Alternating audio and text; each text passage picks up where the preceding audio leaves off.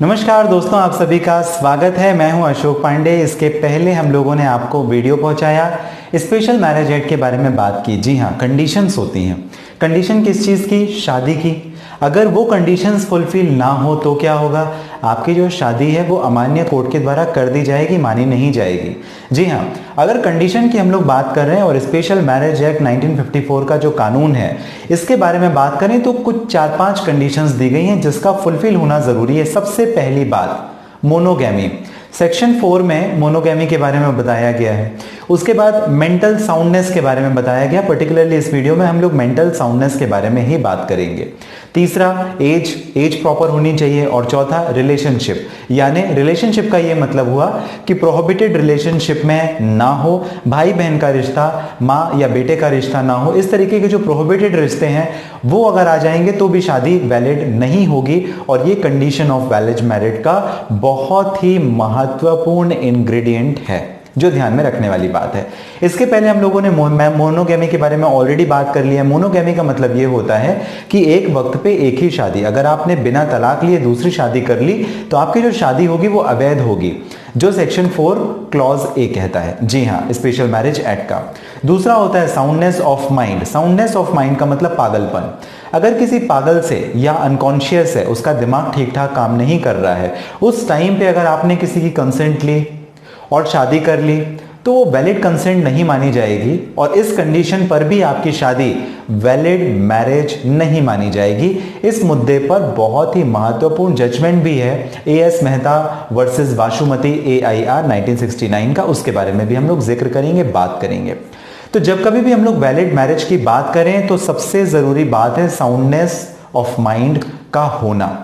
एक एग्जाम्पल से जरा समझते हैं। मैं किसी लड़की के साथ में शादी करना चाहता हूं। जब कभी भी किसी लड़की के साथ मुझे शादी करनी है तो उसकी वैलिड प्रॉपर कंसेंट मुझे मिलनी चाहिए। पहली चीज कि उसकी एक शादी अगर हो चुकी है तो उसका तलाक होना चाहिए या कि उसकी फर्स्ट मैरिज होनी चाहिए। दूसरी बात कि उसकी जो उम्र है वो उम्र प्रॉपर होनी चाहिए, मतलब 18 साल से ऊपर, या लड़का है तो 21 साल से ऊपर होनी चाहिए। प्रोहिबिटेड रिलेशनशिप में ना हो, मतलब भाई बहन का रिश्ता ना हो, माँ बेटे का रिश्ता ना हो। इस तरीके के जो क्रिटिकल रिश्ते होते हैं, सगे रिश्ते होते हैं, सगे खून के संबंध होते हैं, वो ना हो, उसे भी प्रोहिबिटेड रिलेशनशिप में माना जाता है। अदरवाइज मुझे ये भी कंसीडर करना पड़ेगा कि साउंडनेस ऑफ माइंड जरूरी है। ऐसा जरूरी है कि मैंने उसकी जो फ्री विल है, फ्री कंसेंट है, उसकी मर्जी, उसकी इच्छा से शादी की है। ऐसा नहीं कि मैंने कोई दबाव बनाया उसके ऊपर या बंदूक की नोक पर मैंने लड़की को उठा लिया और फिर मैंने शादी कर लिया। अगर इस प्रकार की भी शादी है तो शादी खत्म हो सकती है, वो अमान्य हो सकती है कोर्ट के द्वारा। जी हाँ, जिसको हम लोग एनलमेंट ऑफ मैरिज कहते हैं। तो सेक्शन 4 बहुत महत्वपूर्ण है। जब कभी भी बात करें तो दो चीजें और भी ध्यान रखें। Incapacity of giving a valid consent, और इसका कंसेक्वेंस क्या होगा? आपकी शादी खत्म हो जाएगी। मतलब कैपेसिटी प्रॉपर होनी चाहिए। जिस टाइम पे शादी कर रहे हैं आप, उस समय आपकी प्रॉपर परमिशन होनी चाहिए और वैलिड कंसेंट होनी चाहिए। आपका दिमाग स्थिर होना चाहिए। ऐसा नहीं कि आपने किसी को शराब का नशा करवाया और देन आपने शादी कर ली। इस कंडीशन पर भी आपकी शादी नहीं मानी जाएगी, कोर्ट के द्वारा अमान्य की जा सकेगी। और दूसरी बात, जो आपने कंसेंट भी ली है वो प्रॉपर कंसेंट लें। प्रॉपर कंसेंट का मतलब ये कि आपने उसे किसी नशे की हालत में या डर दिखा करके या किसी अन्य तरीके से उसने कंसेंट नहीं लेनी चाहिए। फ्री कंसेंट होनी चाहिए। बहुत ही महत्वपूर्ण है ये भी। अब जिस टाइम पे आप कंसेंट ले रहे हैं तो कोई मेंटल डिसीज नहीं होनी चाहिए या मेंटल एबनॉर्मलिटी नहीं होनी चाहिए। जैसे कई लोगों को मिर्गी का प्रॉब्लम होता है, रेकरिंग अटैक्स, तो इसमें भी क्या रहता है, जब मिर्गी की प्रॉब्लम होती है तो इसका सबसे बड़ा प्रभाव ये रहता है कि अगर उस टाइम पे आपने किसी की कंसेंट ली, रेकरिंग अटैक्स के टाइम पे, इंसैनिटी के टाइम पे आपने वो कंसेंट अगर गेन की तो वो कंसेंट भी कोर्ट के द्वारा अमान्य की जा सकती है section 24(1)(I) special marriage act के हिसाब से। तो कुल मिला के मेरा आपको ये कहने का मतलब है कि जो भी कंडीशन है मेंटल डिसऑर्डर से संबंधित, मेंटल इलनेस से संबंधित, कंसेंट प्रॉपर होनी चाहिए, इच्छा से शादी होनी चाहिए। अदरवाइज कोर्ट के द्वारा जो आपकी शादी है वो अमान्य की जा सकेगी। एनलमेंट ऑफ मैरिज का ग्राउंड बनता है।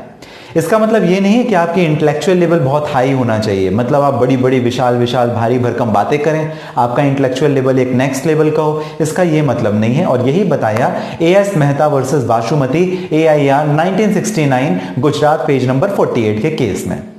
मतलब अगर आप ठीक ठाक दिमाग के हैं, अगर आप वैलिड कंसेंट दे सकते हैं, अगर आपकी उम्र प्रॉपर है, तो कोई प्रॉब्लम नहीं, आपकी जो शादी है वो वैलिड कंसेंट मानी जाएगी। लेकिन अगर आप आपकी मेंटल कंडीशन खराब है, आप परेशान हैं, पागल हैं, और तकनीकी रूप से अगर देखा जाए तो आप वैलिड कंसेंट नहीं दे सकते, तब ये डिस्क्वालिफिकेशन ऑफ मैरिज होगा। यही इस पर्टिकुलर जजमेंट में कोर्ट के द्वारा बताया गया। ये भी कही गई बात कि इसका मतलब ये नहीं है कि आपका जो इंटेलेक्चुअल लेवल है वो नेक्स्ट लेवल, जैसा मैंने आपको पहले बताया, मतलब आप बहुत इंटेलिजेंट, इंटेलेक्चुअल, बहुत बुद्धिमान है, ऐसा जरूरी नहीं है। अगर आपका दिमाग ठीक ठाक काम करता है, वैलिड कंसेंट आप दे सकें, यही बहुत है।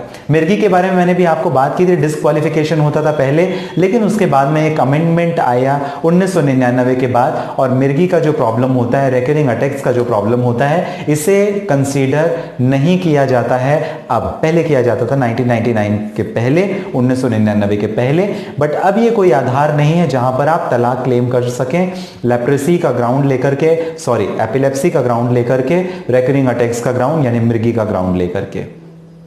आपको जानकारी कैसी लगी मुझे जरूर कमेंट बॉक्स में मेंशन कीजिएगा। इसके साथ ही अगर आप अपनी पर्सनल प्रॉब्लम के लिए बात करना चाहते हैं, इस वीडियो के डिस्क्रिप्शन में लिंक है जहां आप बात कर सकते हैं। मैं हूं अशोक पांडे, मिलेंगे अगले वीडियो में, लेकिन फिर से आपको एक चीज रिपीट कर दूं। जी हां, कंडीशंस ऑफ वैलिड मैरिज।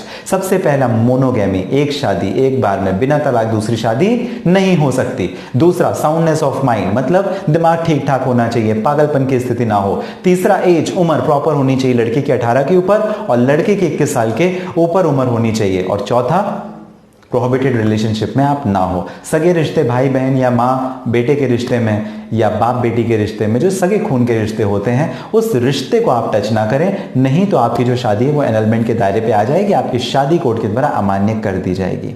जानकारी पसंद आई हो तो लाइक जरूर कीजिएगा। आपका अपना चैनल है ऑनलाइन लीगल एडवाइस, सब्सक्राइब जरूर करिएगा। मिलते हैं अगले वीडियो में, तब तक के लिए आप सभी का कीमती और महत्वपूर्ण समय जो आप हमेशा मुझे देते हैं, इसके लिए बहुत धन्यवाद।